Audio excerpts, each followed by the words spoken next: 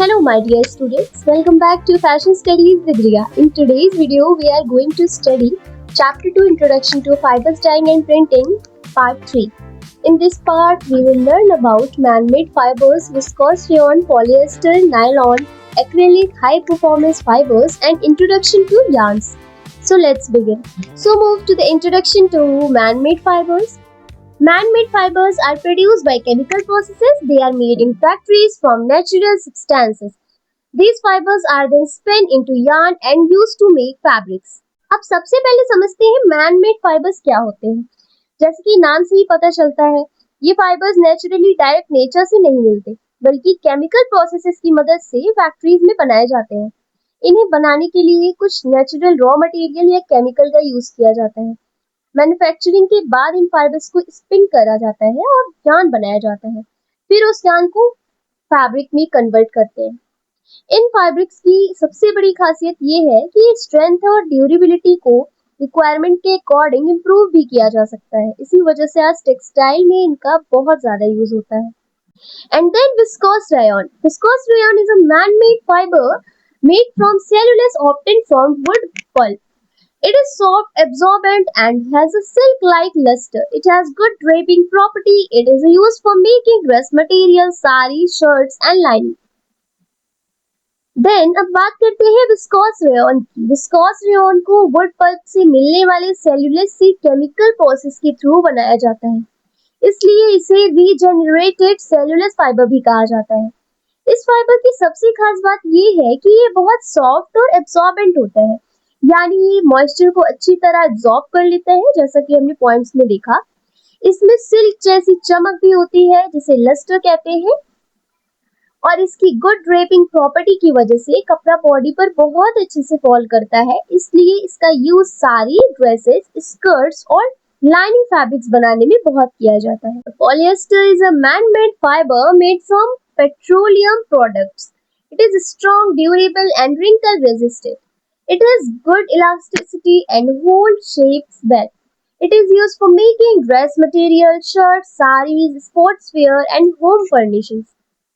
Then अब बात करते हैं पॉलिएस्टर फाइबर की कि पॉलिएस्टर फाइबर एक सिंथेटिक मैन मेड फाइबर है जो पेट्रोलियम प्रोडक्ट से बनाए जाते हैं। इस फाइबर की सबसे बड़ी खासियत ये है कि ये बहुत स्ट्रॉन्ग और ड्यूरेबल होता है, यानी ये जल्दी खराब नहीं होता। एंड स्लाइड में लिखा है रिंकल रेजिस्टेंट। इसका मतलब है कि इसमें आसानी से सिलवटे या रिंकल्स नहीं पड़ते, इसलिए पॉलिएस्टर के कपड़े आयरनिंग के बाद काफी टाइम तक अच्छे दिखते हैं। इसमें गुड इलास्टिसिटी होती है और ये अपने शेप को मेंटेन करता है, इसी वजह से इसका यूज शर्ट, साड़ी, ड्रेसेस, स्पोर्टवेयर और होम फर्निशिंग फैब्रिक्स बनाने में बहुत किया जाता है। Nylon is a man-made fibre made from chemicals. It is strong, elastic and lightweight. It has high abrasion resistance.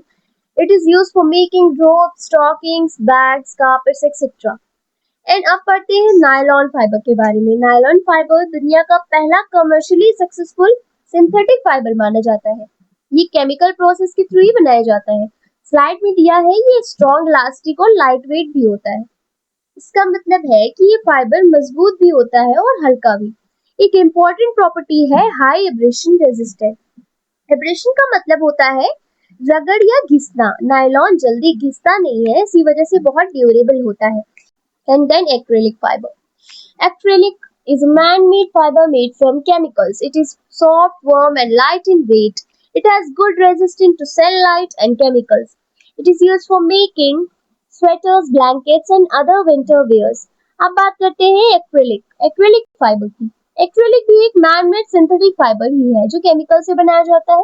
ये सॉफ्ट, वार्म और लाइट वेट भी होता है, इसी वजह से इसे आर्टिफिशियल वूल भी कहा जाता है, क्योंकि ये वूल की तरह गर्म फील देता है। स्लाइड में दिया गया है कि इसमें good resistance to sunlight and chemical होती है, मतलब ये धूप और केमिकल का इफेक्ट आसानी से नहीं लेता, इसीलिए एक्रिलिक का यूज स्वेटर, ब्लैंकेट्स और विंटर वेयर बनाने में सबसे ज्यादा होता है। High performance fibre, these are very strong and are used for special purpose. Kevlar, extremely strong and heat resistant, used in bulletproof jackets, helmets and tires. Nomex, heat and flame resistant, used in firefighters, suits, racing suit and gloves. अब हम पढ़ते हैं high performance fibre के बारे में। ये fibres normal fibres से काफी ज्यादा स्ट्रॉन्ग और स्पेशलाइज्ड होते हैं। इन्हीं जगहों पर यूज किया जाता है जहां एक्स्ट्रा सेफ्टी और हाई परफॉर्मेंस की जरूरत होती है। सबसे पहले फाइबर है केवलर। ये extremely strong and heat resistant होता है। इसी वजह से इसका यूज बुलेट प्रूफ जैकेट्स वगैरह में भी किया जाता है। दूसरा फाइबर है नोमैक्स। इसकी खासियत ये है कि ये हीट और फ्लेम रेजिस्टेंट होता है, इसलिए इसका use fire fighter suit, racing suit और प्रोटेक्टिव ग्लव्स बनाने में होता है। So let's quickly revise. अब तक हमने जितने भी फाइबर्स पढ़े हैं उन्हें रिवाइज करने का ये सही समय है। तो अब खुद से इन क्वेश्चंस के आंसर देने की कोशिश कीजिए। अगर किसी भी क्वेश्चन में डाउट हो तो वीडियो को रिवाइंड करके देख सकते हैं या फिर कमेंट सेक्शन में भी पूछ सकते हैं। And next is introduction to yarns. Yarn are made by twisting together fibers. Fibers are first arranged in a long strand and then twisted. Yarn are used for making fabrics. अब हम chapter के अगले topic yarn को समझते हैं।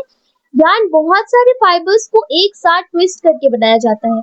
सबसे पहले fibres को एक लंबी स्ट्रैंड में अरेंज किया जाता है, उसके बाद उन्हें घुमाकर ट्विस्ट दिया जाता है। इसी प्रोसेस से yarn बनता है। इसी yarn का यूज आगे वीविंग और निटिंग के थ्रू फैब्रिक्स बनाने में भी किया जाता है। Staple yarn versus filament yarn. Staple yarn made from short fibers. Fibers are carded and spun together, used for knitting and weaving. Filament yarn made from long and continuous fibers, smooth and strong, used for swing weaving and decorative fabrics. Then come to the yarn formation process. Fibers, then carding, then drafting, then spinning and then converted to a yarn. अब हम सब staple yarn और filament yarn का difference समझते हैं। Staple yarn छोटे fibres से बनता है। इन फाइबर्स को पहले कार्डिंग, फिर ड्राफ्टिंग और उसके बाद स्पिनिंग प्रोसेस से यार्न में कन्वर्ट किया जाता है। वही filament yarn continuous long fibres से बनता है। ये ज्यादा स्मूथ और स्ट्रॉन्ग होता है। नीचे दिए गए डायग्राम में यार्न फॉर्मेशन प्रोसेस दिखाया गया है। Firstly fibre. सबसे पहले फाइबर्स कलेक्ट किए जाते हैं। ये फाइबर नेचुरल या मैनमेड दोनों ही हो सकते हैं। Then carding. कार्डिंग प्रोसेस में फाइबर्स को क्लीन किया जाता है। उलझे हुए फाइबर्स को अलग अलग किया जाता है और पैरेलल किया जाता है। इस प्रोसेस में फाइबर्स एक सॉफ्ट वेब या स्लीवर की फॉर्म में आ जाते हैं। ड्राफ्टिंग। ड्राफ्टिंग में फाइबर्स को खींचकर और भी ज्यादा पैरेलल और यूनिफॉर्म बनाया जाता है। Then spinning. अब फाइबर्स में ट्विस्ट दिया जाता है। ट्विस्ट देने से फाइबर एक दूसरे से मजबूती से जुड़ जाते हैं और उनकी स्ट्रेंथ बढ़ जाती है। Then yarn. फाइनल प्रोडक्ट को यार्न कहते हैं। इसी यार्न को use weaving, knitting and fabric manufacturing के लिए किया जाता है। So students, if you have any questions or doubt, just drop them in the comment section. Don't hesitate, I will be happy to help you. That's all for today's video. I hope you all understood the concepts of man-made fiber and yarns clearly. If you found this video helpful, don't forget to like, share and subscribe. Thank you for watching. See you in the next class. Keep learning.